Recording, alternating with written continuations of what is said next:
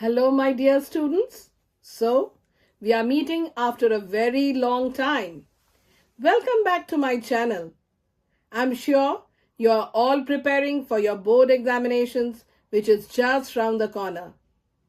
So, in today's video, we will be discussing about the poem Fog by Carl Sandburg, which is a part of Class 10 CBSE syllabus, in which we are going to study in details about the poet, the theme of the poem, the message delivered by it, the central idea, the stanza-wise summary of the poem, and the poetic devices used. For your convenience, I have added timestamps in the description so that if you wish to watch any segment again, you can just click on that particular timestamp to go through it. So, without further delay, let's get started. Carl August Sandburg was an American poet, biographer, journalist, and editor. He won 3 Pulitzer Prizes, 2 for his poetry and 1 for his biography of Abraham Lincoln. He was widely regarded as a major figure in contemporary literature. He enjoyed unrivaled appeal as a poet in his day, perhaps because the breadth of his experiences connected him with so many strands of American life. His poetry style is defined by its use of free verse, plain-spoken American vernacular, and focus on working-class life. Sandburg's poems often capture the raw energy of industrial America, especially Chicago, through colloquial language, strong rhythms, and relatable everyday themes. The theme of the poem is the theme of nature and change. It mainly describes the attitude of man towards nature and how change is an inevitable part of a very natural process. The poem gives the message of change and hope. Change is an integral part of nature as well as of humans. Everything changes in nature. The central idea is that nature is alive. The description of fog as a living creature shows the poet's interest in the wonders and beauties of nature. Moving on to the stanza-wise summary of the poem. The fog comes on little cat feet.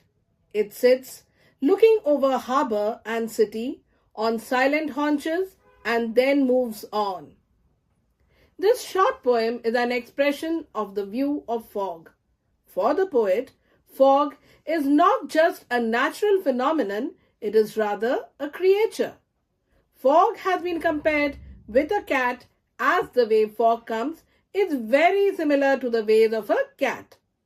As a cat walks silently on its small feet, the fog also comes in the same manner, as if trying to avoid any kind of attention. The fog's presence over and around a city seems as if a cat is sitting silently on its haunches and looking over the harbour and the city. Finally, when the fog leaves a city, it looks like a cat's slow and silent steps moving away from a place. Poetic devices used in this poem.